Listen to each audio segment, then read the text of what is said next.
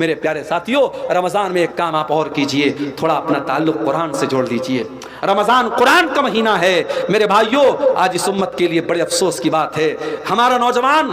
1 گھنٹہ موبائل کے بغیر نہیں رہ سکتا۔ 1 گھنٹہ اگر موبائل ڈسچارج ہو جائے نوجوان تڑپتا رہتا ہے، جلدی سے موبائل کو چارج کرو، پتہ نہیں کس کا میسج آیا ہوگا، واٹس ایپ پر کتنے لوگوں کا میسج آیا ہوگا، کتنے لوگوں کی کال آئی ہوگی۔ 1 گھنٹہ ہم موبائل کے بغیر نہیں رہ سکتے میرے بھائیوں۔ جو نوجوان 1 گھنٹہ موبائل کے بغیر نہیں رہ سکتا، وہ نوجوان اپنے دل پر ہاتھ رکھ کر کے بتائے اس نے آخری بار قرآن کب پڑھا تھا، آخری بار آپ نے قرآن کب پڑھا تھا۔ ہمارے بہت سارے نوجوان ہیں، شاید ان کے سر شرم سے جھک جائیں، آخری بار انہوں نے رمضان میں قرآن کو چھوا تھا، اس کے بعد قرآن کو چھونے کی نوبت نہیں آئی تھی۔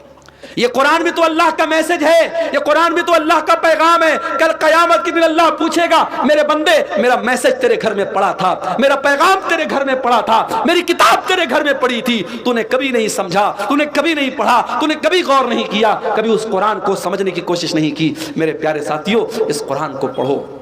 اور آج اگر بھارت کے 25 کروڑ مسلمان یہ طے کر لیں کہ ہر مسلمان 4 قرآن غیر مسلموں تک بانٹے گا، 4 قرآن ہندی میں، بنگلہ میں، جو بھی زبان ہمارا غیر مسلم بھائی جانتا ہے اس کو پہنچائے گا، اگر بھارت کے 25 کروڑ مسلمان یہ طے کر لیں تو 100 کروڑ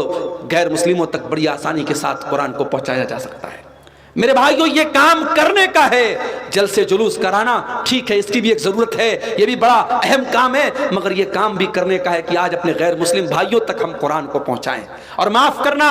ہم نے اور آپ نے جو یہ چسکا لگا لیا، مولانا عبدالغفار صاحب آئے تو ہم صاحب ان کے ذریعے کچھ جو ہے ہم وید کے شلوک سن لیں، گیتا کے شلوک سن لیں، مولانا جرجیت صاحب آئے ان سے ہم کچھ منتر وغیرہ سن لیں، اور چترویدی علماء تو آپ کے اس بہار بنگال میں جھارکھنڈ میں بہت زیادہ پیدا ہو رہے ہیں، ہم چترویدی نام اور ٹائٹل لگا کر کے اپنے علماء سے ان کے منہ سے ہم سنسکرت کے شلوک سنتے اور ہمیں بڑا مزہ آتا ہے۔ یہ کوئی مناسب بات نہیں ہے، یہ کوئی اچھی بات نہیں ہے۔ بہتر تو یہ تھا کہ آپ اپنے غیر مسلم بھائیوں کو قرآن کی آیتوں کے ذریعے سمجھاتے، جنت کے بارے میں ان کو بتاتے، جہنم کے بارے میں ان کو بتاتے۔ میرے پیارے ساتھیوں آج کام یہ کرنے کا ہے، آج نبی کی سیرت کو عام کرنے کا موقع اور وقت ہے میرے بھائیوں۔ آج دنیا پیاسی ہے، آج دنیا کو ضرورت ہے محمد رسول اللہ کی تعلیم کو جاننے کی، اور ہمارا اور آپ کا تو یہ عقیدہ ہے کہ ہمارے نبی اللہ کے سچے رسول ہیں اور ہمارا دین اللہ کا سچا دین ہے، اور جب اللہ کا سچا دین ہے تو یقین رکھو میرے بھائی، اس بات کی گارنٹی ہے کہ اس دین کے اندر اللہ تعالیٰ نے ایک اٹریکشن رکھا ہے، ایک آکرشن رکھا ہے۔ اس دین کے اندر اللہ تعالیٰ نے